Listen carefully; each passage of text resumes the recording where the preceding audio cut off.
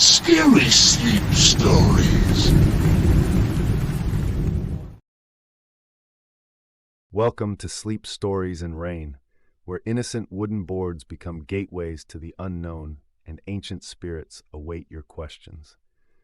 Tonight, we're stepping into the shadowy realm of Ouija board encounters, where simple games become doorways to entities that perhaps should have remained undisturbed. Support our channel by hitting like and subscribing, joining a community that dares to peer beyond the veil between worlds. Share your most unsettling Ouija board experiences in the comments. Whether it was an unexpected message, a planchette moving on its own, or a presence that lingered long after the board was put away. Your stories fuel our exploration of the supernatural. For those using these tales to drift into sleep, we've added 7 hours of gentle atmospheric music to guide you into slumber. Whether you're here for paranormal encounters, warnings from beyond, or tales that challenge your beliefs about death itself, prepare to enter a world where the barrier between the living and the dead is paper thin. Let's begin with our first story. My wife studies the supernatural, but I never believed, until the Ouija board she brought home started communicating with me when I was alone. Eliza had returned from an estate auction clutching the ornate wooden board like she'd discovered the Holy Grail. Victorian craftsmanship, hand-carved symbols, provenance supposedly linking it to a notorious medium. It checked all her paranormal researcher boxes. "This is the real deal, Daniel," she insisted, eyes bright with the fervor I both loved and worried about. The owner reported actual physical phenomena. I smiled indulgently. After 12 years of marriage to a paranormal researcher, I'd learned when to debate and when to simply nod. As a cognitive science professor, I could explain away every ghost, every psychic, every supposed haunting with the fascinating glitches of human perception. It was a fundamental difference between us that had somehow strengthened our bond rather than weakened it. That night, Eliza conducted her standard investigation protocol with the board. Temperature readings, EMF measurements, the works. I participated dutifully, my fingers on the heart-shaped planchette as she asked questions to empty air. Nothing happened, of course. It never did. "Sometimes it takes time for entities to feel comfortable," she said, hiding her disappointment as she carefully stored the board in her study. 3 days later, I was working late in my home office. Eliza had gone to bed hours ago. The house creaked with familiar settling sounds as I graded papers. Something pulled at my attention, a persistent sensation like an itch in my brain. I found myself walking to Eliza's study, drawn to the Ouija board now displayed on her bookshelf. "I'll prove to myself again that it's nothing," I thought, bringing it to her desk. A simple ideomotor effect, unconscious muscle movements creating the illusion of independent motion. I placed my fingertips lightly on the planchette, barely making contact. "Is anyone here?" I asked sardonically. The planchette moved, not the subtle drift of unconscious pressure, but a decisive slide to yes that nearly pulled my fingers from the surface. I jerked back, heart pounding, then immediately felt foolish. I must have pushed it unintentionally. A textbook example of what I taught my students. I tried again, deliberately keeping my touch feather light. "Who are you?" The board spelled out, "Listener." A chill crawled up my spine despite my rationalization. Some part of me must be moving the planchette subconsciously. Fascinating, really. "What do you want?" I asked. The planchette circled once, then spelled, "To be heard by the doubter." I nearly withdrew my hands, but scientific curiosity kept me in place. "Tell me something I don't know to prove you're real." The planchette moved rapidly now. "You broke your mother's vase at 8 and buried it. Never told." I stood up so quickly my chair toppled backward. That was impossible. I'd never told anyone, not even Eliza. I switched on every light in the study, put the board away, and told myself I was overtired. My subconscious must have produced that memory, and somehow I hadn't realized I was spelling it out. I didn't tell Eliza. What would I say? "Your delusion is contagious?" The next night, home alone while Eliza attended a paranormal conference, I felt that same mental itch. This time, I resisted for hours before finally retrieving the board, convinced I could explain the previous experience. The planchette moved before my fingers fully touched it. "Welcome back, Professor," it spelled. I conducted an impromptu experiment, asking questions only I would know the answers to. With each accurate response, rational explanations became more convoluted. Over the next week, I began experiencing other phenomena, but only when alone.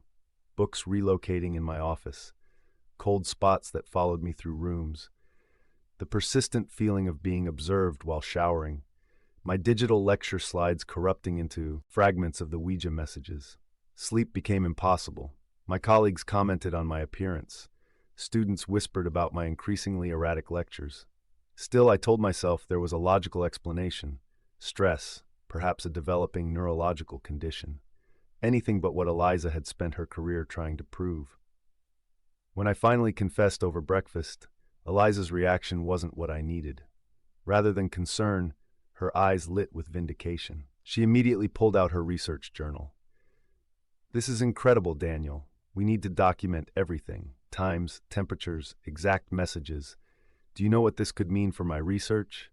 "It means I'm falling apart," I snapped, instantly regretting my tone when her expression fell. "I'm sorry. I'm just scared." She softened, reaching for my hand. "Of course you are, but I'm here now. We'll figure this out together." But her investigation only intensified the activity. The board began spelling out "let me in" whenever we approached it.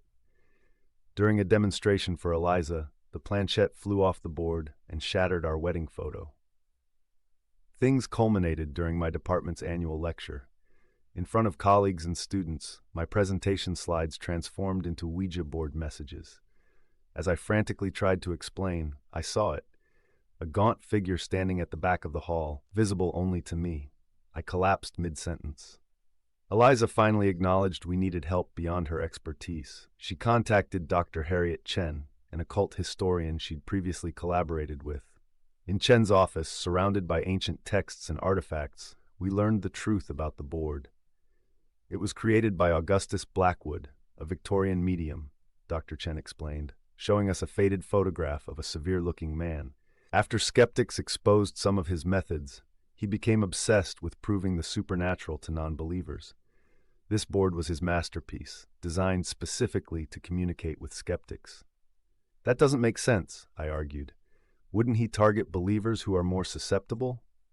Blackwood didn't want easy targets. He wanted to convert the unconvinced. Chen's expression darkened. "He died during a ritual involving the board. According to my research, he somehow bound his consciousness to it, becoming what he called the listener, an entity that feeds on the tension between doubt and belief." "How do we stop it?" Eliza asked, squeezing my hand. "The entity is drawn to pure skepticism, but can only fully manifest through acceptance of its reality, a paradox. It seeks to gradually erode skepticism until the target fully accepts the supernatural, creating the perfect vessel for possession." The realization struck me. My deteriorating mental state wasn't causing hallucinations. It was the entity's strategy. Chen continued, "You must confront it together. The skeptic must acknowledge its existence without surrendering his skepticism entirely. Create a paradox the entity cannot resolve." That night, we prepared Eliza's study according to Chen's instructions. We positioned the board within a circle of specific symbols and candles meant to contain energy. "Ready?" Eliza asked, her professional demeanor giving way to genuine worry. "No," I admitted, "but I can't keep living like this." We placed our fingers on the planchette. Immediately, the temperature plummeted. The candles flickered violently. The planchette moved with such force our fingers could barely maintain contact. "I have waited long enough," the board spelled. "Why me?" I demanded. "Lifetimes seeking a perfect vessel, a mind that understands both worlds." A misty form began coalescing above the board. The gaunt figure I'd glimpsed before, features resolving into those from the photograph of Augustus Blackwood. Eliza gasped but maintained her position. "Daniel, now!" I steeled myself, focusing on the paradoxical state Chen had described, simultaneously acknowledging the supernatural while maintaining skeptical detachment. "I see you," I stated firmly. "I acknowledge your existence, Augustus Blackwood, but I reject your power over me. You exist, Yet you cannot influence my world without my belief, which I withhold. The manifestation contorted. The planchette spun wildly, spelling fragments of threats and promises. Your body, it insisted, is mine, I countered. You exist in a space between reality and imagination that I recognize but do not accept as dominant over the physical world. The entity shrieked, a sound felt rather than heard. The planchette flew across the room. The manifestation stretched, distorted, then snapped back toward the board like a rubber band, I shouted. She slammed a specially prepared box over the board, sealing it with the mixture Chen had provided.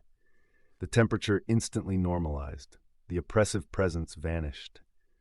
We sat in silence for several minutes, my logical mind already working to explain what we'd experienced. But for the first time, I allowed both possibilities to exist simultaneously, a psychological event and something beyond current scientific understanding. Eliza studied me. Are you okay? I think so. I managed a weak smile, though my worldview is significantly disrupted. Welcome to my reality. She returned the smile, helping me stand on shaky legs. What happens to your cognitive theories now? I considered this as we secured the boxed board in a locked cabinet. They expand. The best science adjusts when faced with new data. I still teach cognitive science. I still seek rational explanations.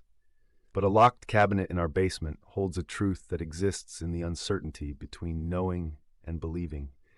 A space where my wife has always thrived and where I'm learning to navigate. Sometimes, late at night, I still feel that mental itch, a distant call from the board. But I've learned that acknowledging something's existence doesn't mean surrendering to its power. The board spelled out one final message before we sealed it away. Not ended, only waiting. Perhaps it's true, or perhaps it's just my subconscious playing tricks. I've made peace with not knowing for certain.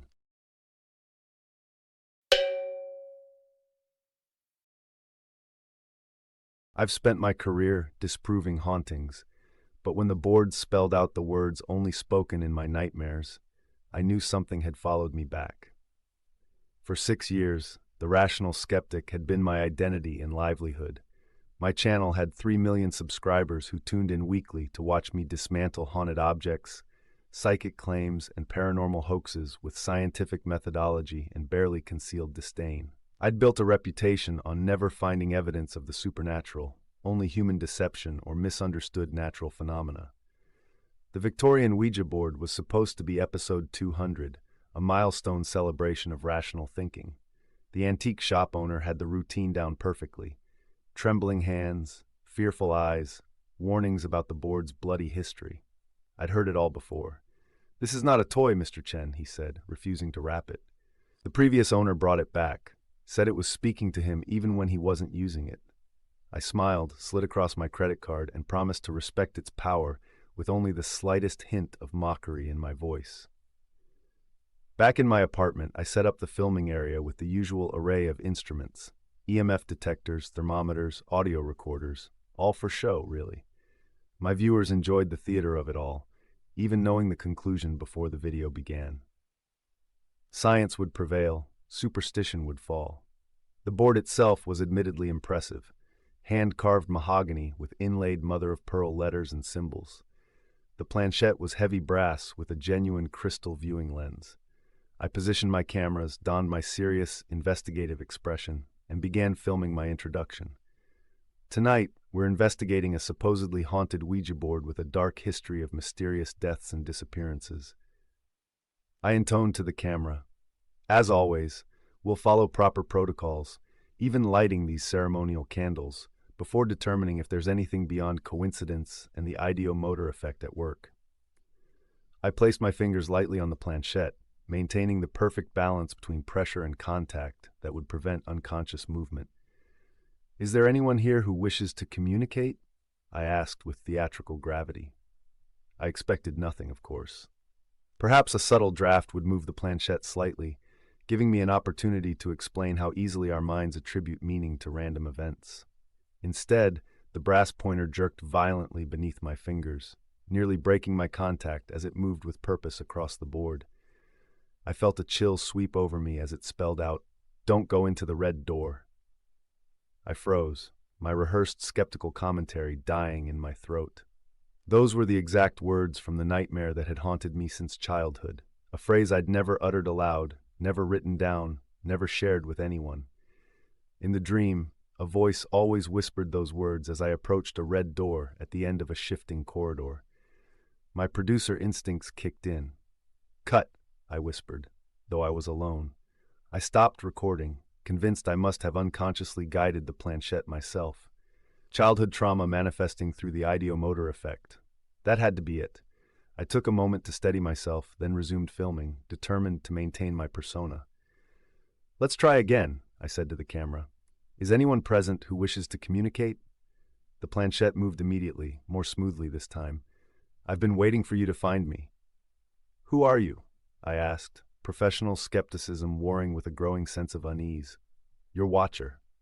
"What do you want?" "To come through." I ended the session abruptly, my hands shaking as I conducted the closing ritual I'd always mocked others for neglecting. Something felt wrong in my apartment that night, cold spots where there shouldn't be, shadows that seemed to move just beyond my peripheral vision. Sleep, when it finally came, thrust me back into my recurring nightmare, but with new elements. The corridor was the same, the red door waiting ominously at the end, but now a tall figure in Victorian clothing stood beside it, face obscured in shadow. "I've been waiting," it said in a voice like dry leaves. "You opened the way." I woke gasping, drenched in sweat, to find my bedroom door standing open, though I distinctly remembered closing it. The next day, I dove into research on the board's provenance, tracing its history through auction records and newspaper archives.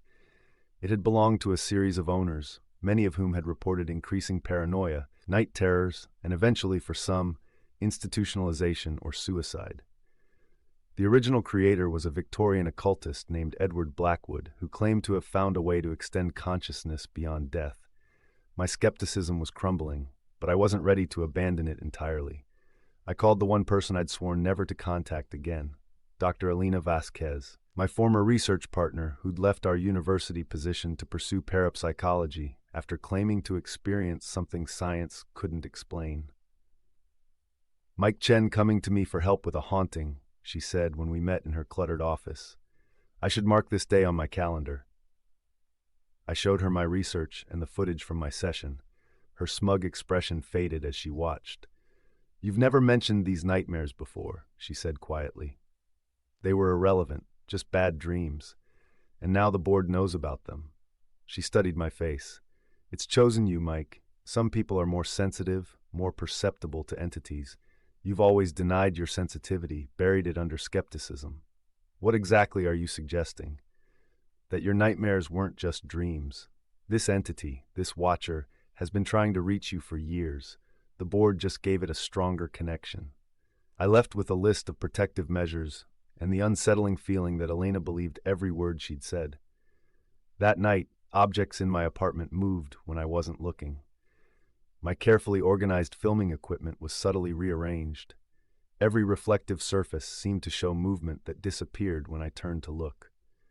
I set up for a second session with the board, this time with a desperate need for answers, rather than debunking content. My hands trembled as I placed them on the planchette. "Why have you been in my dreams?" The board spelled out, "Looking for the right one." For what purpose? To where? A cold like nothing I'd ever felt settled over me as the planchette moved faster. "You see both worlds, perfect vessel." Around me, the temperature plunged. My breath fogged in the suddenly frigid air. The lights flickered, and I heard a sound like distant whispering growing steadily louder. "How do I stop this?" I asked, fighting to keep my voice steady. "You don't." The planchette flew off the board, shattering a mirror across the room. In the fractured reflection, I saw not my own face, but the shadowed visage from my nightmares, now wearing a grotesque smile. That night, the boundary between nightmare and reality dissolved completely. I awoke to find my bedroom transformed, the walls stretching at impossible angles, objects from my dreams materializing in corners. Most terrifying of all, a red door now stood on the far wall where no door had been before. The tall figure from my nightmares emerged from the shadows, more solid than ever before, the features beneath the shadow of its top hat still obscured but suggesting a horrible hunger. At last, it said, its voice no longer confined to dreams. A perfect junction of worlds. I scrambled back against the headboard as it approached. With sudden clarity, I remembered Alina's words about acceptance and denial. I'd spent my life denying the reality of things beyond rational explanation, and in doing so had made myself vulnerable. I reached for the Ouija board I'd placed under my bed for safekeeping and held it before me like a shield. "I acknowledge you," I said, my voice steadying. "I see you. But this is my world, my mind, my body, and you are not welcome here." The entity shrieked, a sound that existed somewhere between frequencies. The red door began to glow, opening slowly to reveal a swirling darkness beyond. "You cannot deny me now," it hissed. "You've seen too much." "I don't deny you exist," I said. "I accept that you're real, and that gives me power over you, not the other way around." The door to my bedroom burst open, and Elena rushed in, holding some kind of herbal bundle and ancient-looking papers. She stopped short at the nightmarish scene but recovered quickly. "The board, Mike. Use it to complete the ritual of binding." Together, we placed our hands on the planchette and traced a specific pattern Elena called out. The entity howled and lunged toward us, but each completed symbol seemed to pain it. The red door began to close, pulling the entity back toward it with the force of a vacuum. "This isn't over," it promised as it was dragged back. "I'll wait. I'm very good at waiting." Then it was gone, along with the red door and all the nightmare elements. My bedroom returned to normal, though it felt forever changed to my perception. In the weeks that followed, I shelved my debunking series despite my viewers' confusion and outcry.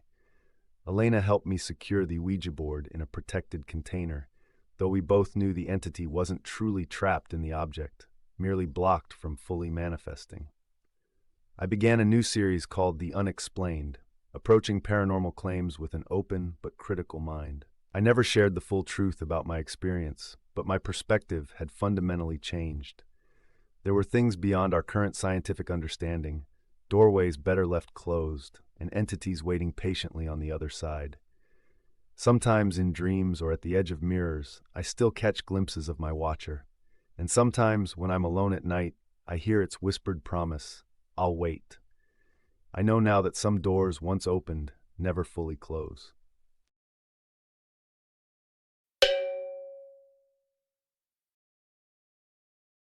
The whispers between. I was 10 years old when I first heard about the girl who disappeared in our house. My mother mentioned it casually while unpacking boxes in what would become my bedroom, as if commenting on a previous tenant's choice of wallpaper. "They never found her body," she said, folding a sweater with methodical precision. "The family moved away after 3 months, couldn't bear to stay." I remember how she smiled then, trying to soften the revelation. "But that was nearly 30 years ago, sweetheart. Just an old neighborhood story." That night, I dreamed of a girl with hollow eyes standing at the foot of my bed, her mouth moving without sound. I told myself it was just a dream, just my imagination running wild with my mother's story. But deep down, I knew better. Some houses remember, and ours had been waiting for someone who could hear its whispers. 20 years later, I returned to that house, to the bedroom that had never quite felt like mine, carrying a flat, rectangular box tucked under my arm. The Ouija board was my mother's final gift to me before cancer took her, a strange inheritance that came with a handwritten note. "Find her, Eliza. She's still there. I'm sorry I never told you the truth." The truth, I would soon discover, was that my mother knew far more about the missing girl than she had ever admitted. And as the planchette began to move beneath my fingertips that first night, I realized with growing horror that the girl had been waiting for me all along, waiting for someone who could help her tell her story. A story that would unearth secrets buried deeper than bone in the very foundation of the house where I grew up. What I didn't understand then was that some doors, once opened, can never truly be closed again. And the dead don't always want what we think they do. The house on Blackwood Lane hadn't changed much in the 7 years since I'd last seen it. The same faded blue paint peeled from the Victorian trim. The same crooked maple tree cast dappled shadows across the front porch. Even the rusty swing set in the backyard remained, though the chains had long since snapped on one side, leaving it perpetually lopsided. I stood on the sidewalk, key clutched in my sweating palm, wondering if I was making a terrible mistake. After Mom died, I'd inherited everything, this house included. I could have sold it, should have sold it, but something kept me from listing it. Something pulled me back. You planning on going in or just admiring the view? The voice startled me. I turned to find an elderly man watching me from the neighboring yard, secateurs in hand. Mr. Kaplan? I squinted, recognizing our old neighbor. You're still here. Where else would I be? He snipped at a wayward branch. Your mother said you'd be coming back. Didn't believe her, to be honest. I shifted uncomfortably. Mom told you I was coming back? When? Oh, must have been 3-4 months ago, before she got real bad. He studied me. Said you had unfinished business here. A chill ran through me despite the summer heat. Mom had been in hospice 4 months ago, barely lucid most days. I'm just here to clean the place out, I lied. Get it ready to sell. Mr. Kaplan nodded, but his eyes said he knew better. Well, if you need anything, I'm right next door. Same as always. He hesitated. That house has been too empty for too long. Some places need people in them, you know? Keeps the shadows from getting too comfortable. I thanked him and turned back to the house, unable to shake the feeling that it was watching me. Waiting. The key slid into the lock with surprising ease, as if the door had been expecting me. Inside, dust motes danced in the shafts of afternoon light streaming through the windows. The furniture sat draped in white sheets like patient ghosts. The air smelled of disuse and something else, something faintly sweet and medicinal that reminded me of Mom's hospice room. I dropped my duffel bag in the entryway and moved through the house, pulling sheets off furniture, opening windows to let in fresh air. In the kitchen, I found a note on the counter in my mother's handwriting. Electric and water turned on. Fridge stocked. Welcome home, sweetheart. My throat tightened. She'd planned this, arranged everything before she died, known I would come back even before I did. I saved my old bedroom for last. The door stuck slightly, as it always had. Inside, the twin bed was made up with fresh linens, another of Mom's preparations. The walls were still the pale yellow I'd painted them at 16, trying to brighten a room that always felt too dark, too cold. I sat on the edge of the bed and pulled the Ouija board from my bag, along with Mom's note. I'd read it dozens of times since the lawyer had handed me the sealed envelope at the reading of her will, but I still couldn't make sense of it. Find her, Eliza. She's still there. I'm sorry I never told you the truth. Along with the note had been a key to a storage unit containing only this Ouija board, not a modern Parker Brothers version, but an old handcrafted wooden board with ornate lettering and symbols I didn't recognize around the edges. I traced my fingers over the smooth surface, wondering what my practical science teacher mother had been thinking. Mom had never expressed belief in the supernatural. She'd been the one to check under my bed for monsters, to explain that the creaking in the walls was just the house settling, to insist there was no such thing as ghosts. Yet here was this board and her cryptic instructions. Night fell as I unpacked, the darkness seeming to seep from the corners of the room rather than descend from outside. I ordered pizza, ate mechanically while scrolling through emails on my phone, trying to pretend this was just a normal evening in a normal house. But as the clock ticked past midnight, I found myself sitting cross-legged on my bedroom floor, the Ouija board balanced on my knees, the planchette resting beneath my fingertips. This is ridiculous, I muttered to myself. I don't even believe in this stuff. But Mom had, at the end at least, and I needed to understand why. Is anyone here? I felt foolish speaking to the empty room. I'm looking for a girl who disappeared from this house a long time ago. The planchette remained still beneath my fingers. Of course it did. I was about to put the board away when the temperature in the room plummeted.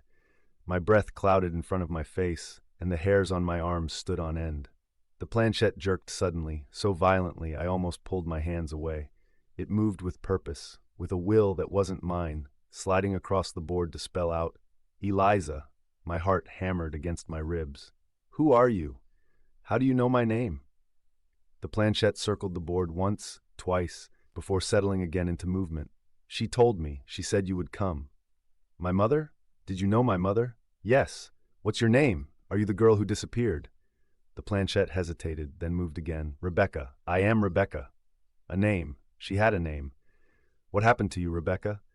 The temperature dropped further. The light from my bedside lamp flickered, dimmed. The planchette moved faster now, more urgently. He put me in the walls. My stomach lurched. Who did? Who put you in the walls? The doctor. What doctor? I don't understand. The planchette flew across the board, spelling out, your grandfather. I jerked my hands away as if burned. The planchette skittered off the board, landing on the floor with a clatter. The temperature in the room returned to normal almost instantly, the oppressive feeling lifting. My grandfather? My mother's father had died before I was born. I knew almost nothing about him except that he'd been a respected physician in town. Mom rarely spoke of him, and when she did, it was always with a strange, tight expression. I scrambled for my phone, hands shaking as I pulled up the browser. I searched Rebecca missing girl with our town name, but nothing relevant appeared. I tried adding more details, the approximate year, our street name, but still nothing. Then I tried Dr. James Harlow and missing girl. The results made my blood run cold. There it was, a small article from the local paper dated June 1967. Local girl still missing after 3 weeks. The article mentioned that 12-year-old Rebecca Winters had last been seen walking home from school. She'd never arrived. The police had questioned several people, including Dr. James Harlow, who had treated Rebecca for a nervous condition and was one of the last people to see her alive. My grandfather, the doctor who had treated Rebecca before she vanished. I scrolled through more search results, finding only a few follow-up articles. The case had gone cold. Rebecca was never found. There was no mention of our house, no connection made between Rebecca and my family beyond my grandfather being her doctor. But the Ouija board had said, he put me in the walls. I looked around my bedroom, at the walls that had always felt too close, too confining. Had she been here all along? Had my mother known? Sleep was impossible after that. I spent the night researching, trying to find any information about Rebecca Winters or my grandfather that might explain the connection. By morning, my eyes were gritty with exhaustion, but I'd learned little more than what that first article had told me. I needed coffee, needed to think. In the kitchen, I found an old photo album I didn't remember seeing before, sitting prominently on the counter where it couldn't be missed. Another of Mom's preparations. Inside were photos of my grandfather, a stern-looking man with wire-rimmed glasses and a clinical smile, standing outside this very house. There were photos of my mother as a child, always looking slightly uncomfortable, slightly afraid, and tucked in the back, a newspaper clipping I'd missed in my online search. Dr. Harlow establishes home practice for treatment of troubled youth. The article praised my grandfather's innovative approach to treating difficult cases in a comfortable, home-like setting rather than cold institutions. It mentioned that he had converted part of his home for this purpose. My hands trembled as I closed the album. The house had never been just a house. It had been my grandfather's private practice, his own personal asylum for troubled children. Children like Rebecca. That night, I returned to the Ouija board with new questions and a growing sense of dread. Rebecca, are you still here? The planchette moved immediately, as if she'd been waiting. Always here. My grandfather, he treated children in this house, didn't he? Yes, many children, broken children. What did he do to you? The planchette circled the board agitatedly before spelling, tried to fix me. Said I was sick. Not sick, just saw things. Saw things? What things? The others, the ones before me. A chill ran down my spine. There were others, other children who died here? Yes. He couldn't fix them either. Rebecca, I need to know. Where are you? Where did he put you? The planchette moved slowly now, deliberately, behind your wall, always watching, always listening. I turned to stare at the wall behind me, the wall that separated my bedroom from what had been my mother's room. It looked ordinary, innocent, just drywall and faded yellow paint. Show me, I whispered. The lights flickered, then went out completely. In the sudden darkness, I heard a soft tapping coming from inside the wall. Tap, tap, tap. Pause. Tap, tap, tap. I fumbled for my phone, turned on the flashlight, and approached the wall. The tapping continued, guiding me to a specific spot near the floor. I pressed my palm against it and felt a subtle difference in temperature. This section was colder than the surrounding wall. Without fully understanding what I was doing, I went to the garage, found a hammer, and returned to my bedroom. The tapping had grown more insistent, more desperate. "I'm coming," I said to the empty room, to the girl I couldn't see. "I'm going to find you." The first strike of the hammer against the wall sent plaster dust billowing into the air. The second created a small hole. By the fifth strike, I'd opened a ragged gap large enough to shine my light through. What I saw made me stumble backward. A scream lodged in my throat. There was a space behind the wall, a narrow gap between my room and my mother's. And in that gap, visible through the hole I'd made, was a small, desiccated hand. The police arrived within 30 minutes of my call. I sat on the front porch, shaking despite the warm night, as they cordoned off the house and brought in forensic teams. Detective Mercer, a woman with tired eyes and a gentle voice, took my statement. "You said you found it because of a Ouija board?" Her skepticism was evident, but not unkind. "I know how it sounds," I said. "But yes, that and some research about my grandfather." "Dr. James Harlow," she nodded. "His name's come up in our cold case files before. Nothing ever stuck." She studied me. "You never knew about any of this? Your mother never mentioned it?" I shook my head. "She left me the house when she died, and the Ouija board, with a note telling me to find her." Detective Mercer's expression softened. "Sometimes the guilty find ways to confess, even after they're gone." "My mother wasn't guilty," I said sharply. "She was just a child when Rebecca disappeared." "Of course," but her tone suggested she wasn't convinced. It took 3 days for them to fully excavate the space behind the wall. They found not one body but 3. All children. All long dead. Rebecca Winters was identified by dental records. The other 2 remained unnamed for now, their cases too old, their disappearances perhaps never even reported. I stayed at a hotel during the investigation, returning to the house only to answer questions or retrieve belongings. Each time I entered, the air felt thicker, charged with a presence I couldn't see but could definitely feel. On the 4th night, unable to sleep in my sterile hotel room, I returned to the house after the police had gone. Yellow crime scene tape still crisscrossed the entrance to my bedroom, but the rest of the house was accessible. I sat in the living room with the Ouija board on my lap, the planchette under my fingers. "Rebecca, are you still here? They found you. They found the others too." The planchette remained still for so long I thought she might be gone. Then slowly, it began to move. "Not finished." My breath caught. "What do you mean? What's not finished?" "He's still here." "My grandfather? He's dead, Rebecca. He died years ago." "Not dead. Hiding." A cold dread settled in my stomach. "I don't understand." The planchette moved faster now, more urgently. "In the basement, behind the bricks. Find him." I hadn't been in the basement yet. As a child, I'd been forbidden to go down there. Mom had kept it locked, claiming it was unsafe. After inheriting the house, I'd found the key among her things but hadn't yet ventured down. "What will I find in the basement, Rebecca?" "The truth. All of it. Go now." My hands were shaking as I put the board aside. Part of me wanted to call Detective Mercer to let the professionals handle whatever might be in the basement. But another part, the part that had been drawn back to this house, that had known there were secrets here waiting to be uncovered, needed to see for myself. The basement door was at the end of the hallway, a heavy oak door with an old-fashioned keyhole. The key turned with difficulty, the lock mechanisms groaning in protest. The door swung open to reveal a steep staircase descending into darkness. I flipped the light switch, but nothing happened. Of course. I turned on my phone's flashlight and began the descent, each step creaking beneath my weight.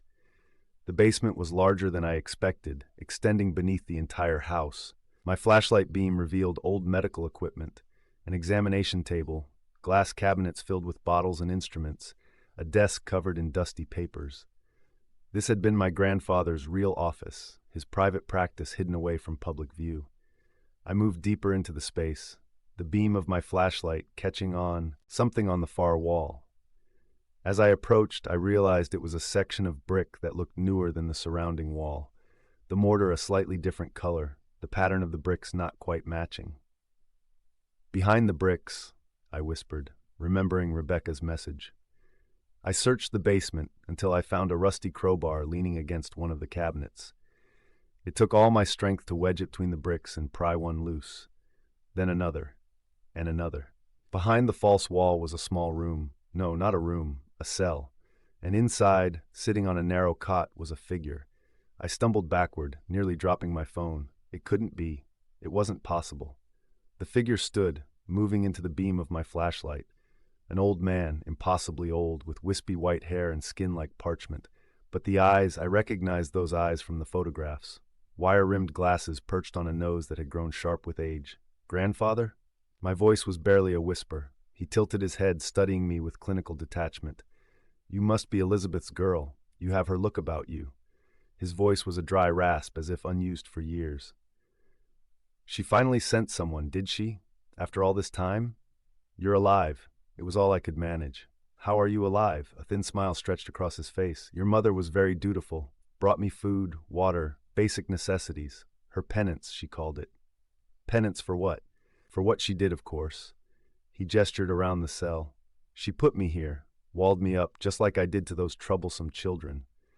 He said it so matter-of-factly, as if discussing the weather. She found out, you see. Found little Rebecca behind the wall. She was only 14 at the time, your mother. So upset, so righteous. He chuckled, a sound like dry leaves scraping concrete. She drugged my evening tea. When I woke up, I was in here. She told me it was justice, an eye for an eye. My mind reeled. My mother, my practical, scientific mother, had walled up her own father and kept him prisoner for decades, had fed him, kept him alive, but never set him free. Why? I asked. Why did you kill those children? He sighed, as if disappointed by the simplicity of my question. They were broken beyond repair, defective. I tried to help them, but some conditions cannot be cured.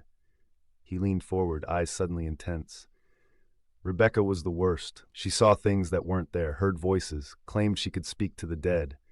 I tried every treatment, but the delusions persisted. She wasn't delusional, I said, my voice stronger now.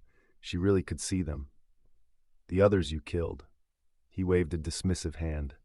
Superstitious nonsense. There is no afterlife, no ghosts, only the firing of synapses, the chemistry of the brain misfiring.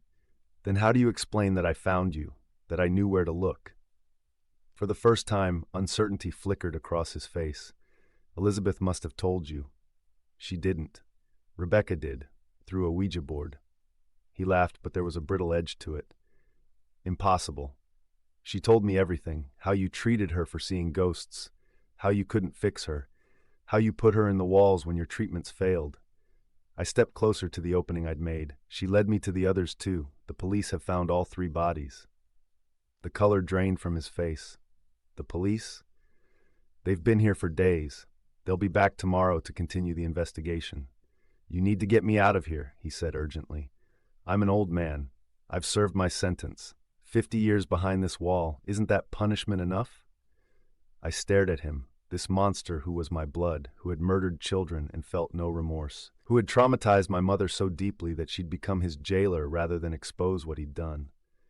No, I said finally, it's not enough. I began replacing the bricks I'd removed, ignoring his increasingly desperate pleas. When only 1 brick remained, I paused, meeting his eyes through the gap. My mother kept you alive out of some misplaced sense of duty, I said. She couldn't bring herself to kill you, but she couldn't let you go free either. She carried that burden her whole life.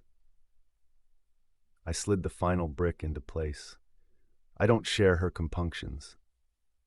His muffled cries continued as I mixed a batch of quick-setting cement from supplies I found in the basement and sealed the wall completely. By morning, there would be no evidence it had ever been disturbed. Upstairs, I found the Ouija board where I'd left it. I placed my fingers on the planchette. It's done, I said to the empty room. He won't hurt anyone else. The planchette moved beneath my touch. Thank you. Will you go now? Move on? A pause then. Not yet. Others still here, still need help. Others? More victims? Yes, many, over many years. I thought of my grandfather's words, that he had treated many children in this house. How many had he killed when they couldn't be fixed? How many were still hidden within these walls, beneath these floors? I'll find them, I promised. I'll find all of them. The planchette moved one last time.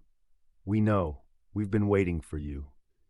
I understood then why I'd been drawn back to this house, why I hadn't been able to sell it despite everything. This was my inheritance, not just the property, but the responsibility to right the wrongs committed here, to give peace to those who had been silenced. My mother had started the work in her own flawed way. Now it fell to me to finish it. I called Detective Mercer the next morning. "You need to come back," I said. "There's more to find." "More bodies?" she asked, her voice carefully neutral. "Yes, and I know who put them there." "Your grandfather?" "Yes, Dr. James Harlow. I have his confession." There was a pause. "His confession? Miss Harlow, your grandfather has been dead for decades." I smiled grimly, though she couldn't see it. "That's what everyone thought. The truth is much stranger. You'll want to bring ground-penetrating radar and more forensic teams. We'll be there in an hour." I hung up and returned to the living room where the Ouija board waited. I didn't need to touch the planchette to feel the presence of Rebecca and the others. They filled the house now, no longer hidden, no longer silent. "They're coming," I said to the empty air that wasn't empty at all. "They'll find everyone, I promise." The air around me stirred, like a gentle sigh of relief. For the first time since I'd returned, the house felt lighter, as if a great weight had begun to lift. Not gone. It would take time to find all the victims, to tell all their stories, but the process had begun. I would stay until it was finished, until every lost child was found, until every whisper between this world and the next had been heard. It was the least I could do for the girl behind the wall who had waited so long to be found. For my mother, who had carried this terrible secret her whole life, and for myself, the last living Harlow, upon whom the responsibility for redemption now fell. Some houses remember, some secrets refuse to stay buried, and sometimes the dead speak louder than the living ever could.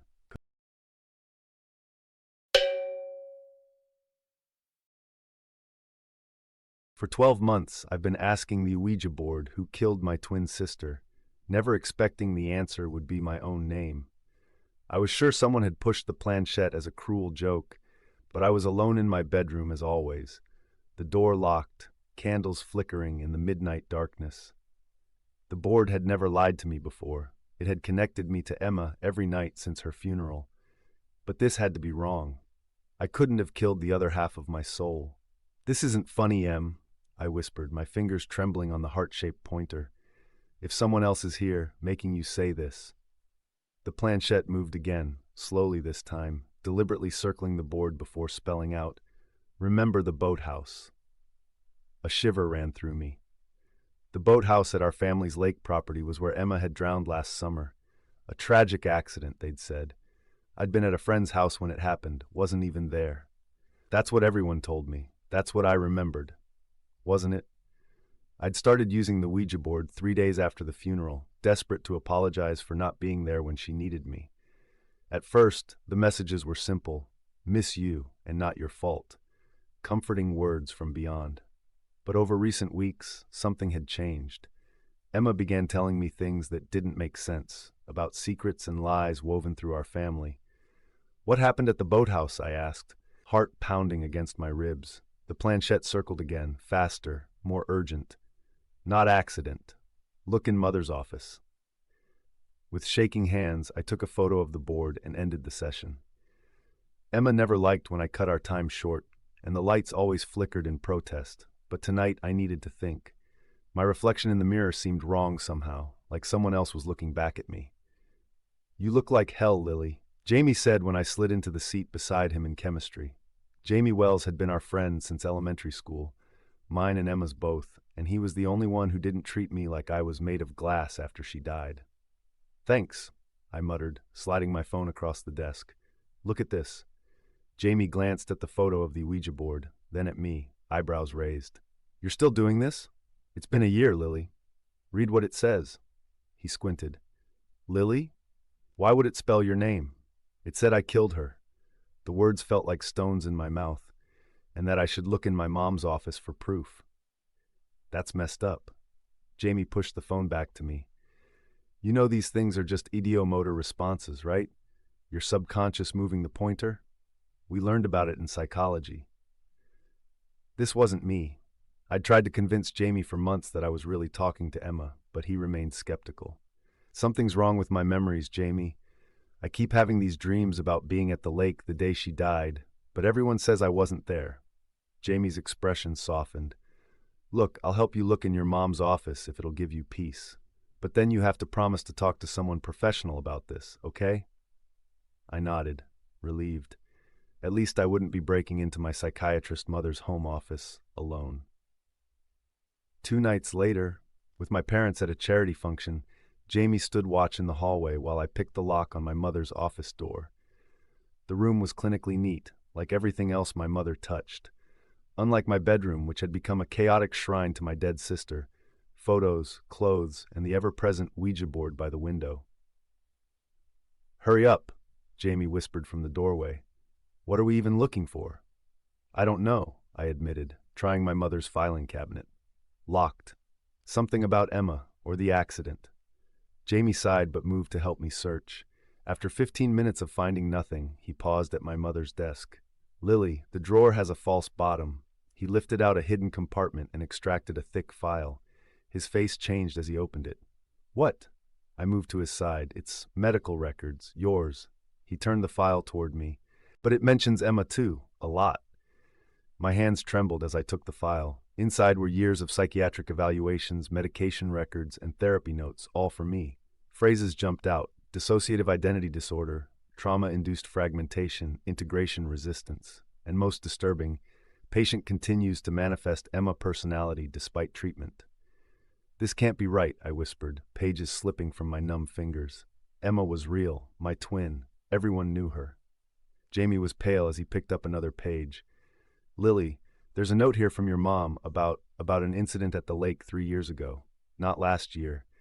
It says that's when your dissociation became severe enough for Emma to manifest as a completely separate identity." The room tilted around me. "That's impossible. We've been twins our whole lives. We shared a room until when?" I couldn't remember. "We need to go," Jamie said suddenly, shoving papers back into the file. "I hear your parents' car." We barely made it back to my room before my parents came upstairs. I sat on my bed, the stolen file hidden under my mattress, feeling as if the floor had disappeared beneath me. "She was real," I whispered to Jamie. "I remember her birthday parties, her favorite books, the fight we had the week before she died." Jamie sat beside me, his face troubled. "Memory is complicated, Lily, especially with trauma." I looked at the Ouija board still set up by my window. "I need to talk to her." "Lily, no." But I was already reaching for the planchette, my fingers settling on its smooth surface. "Emma, are you there?" Jamie reluctantly put his fingers on the pointer too. Immediately it began to move. "Not Emma, only Lily." "What does that mean?" Jamie whispered. The planchette moved again. "The boathouse, remember." It circled the board frantically before adding, "I am you." A splitting headache shot through my temples. Images flashed behind my eyes. The lake, screaming, water closing over my head, a small life jacket floating away. "Lily?" Jamie's voice sounded distant. "Your nose is bleeding." I touched my face, fingers coming away red. In the mirror across the room, I saw not my reflection, but Emma. Perfect Emma with her styled hair and pink sweater, mouthing words I couldn't hear. "I need to go to the boathouse," I said, standing. "Now." The lake house was dark when we arrived, which was strange. My parents should have been here by now. I'd overheard them planning to come after their charity event. Another lie, apparently. "Maybe we should wait," Jamie suggested as we approached the boathouse, our flashlights casting long shadows. "Confront them with the file tomorrow, in daylight." I need to know what happened here. The key was still hidden in the fake rock by the door. Some memories, at least, were reliable. The boathouse smelled of damp wood and stagnant water. Our flashlight beams caught dust motes dancing in the air. Everything looked smaller than I remembered. The workbench, the small dock extending into the water, the hooks where life vests hung. One blue child-sized vest hung alone, covered in cobwebs. "Lily," Jamie pointed to the far wall where a stack of plastic storage bins stood.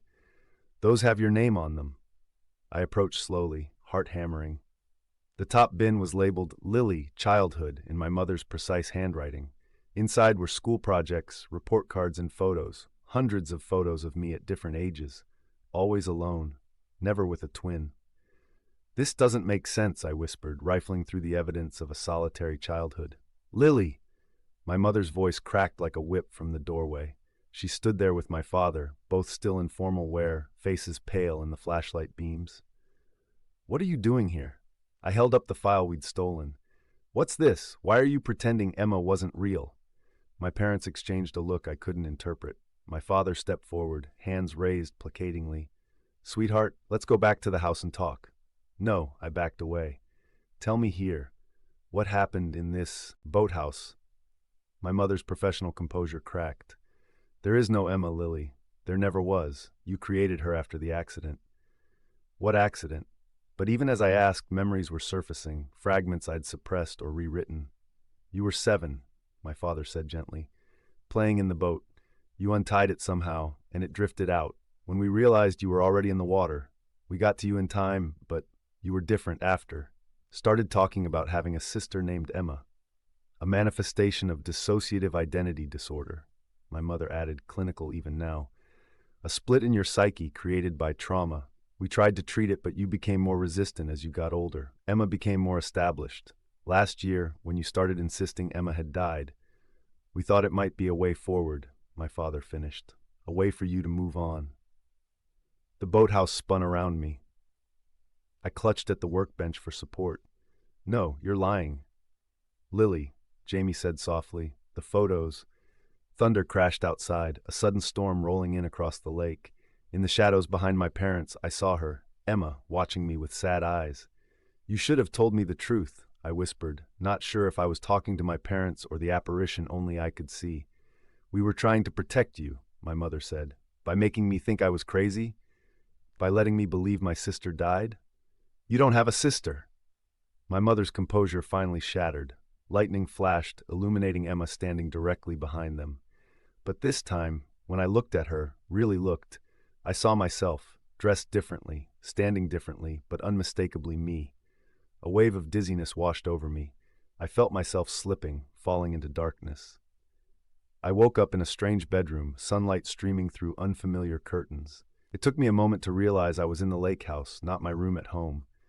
The events of the night before came rushing back. On the nightstand was the Ouija board I'd brought with me. Without thinking, I placed my fingers on the planchette. Emma? It moved immediately. Always here. Are you me? Yes and no. I am what you needed. Tears spilled down my cheeks. I don't understand. Why did I create you? Why did I make you die? To protect, to heal, to remember. I heard footsteps outside my door. Jamie, from the sound of it. I had one more question. Will you go away now that I know the truth?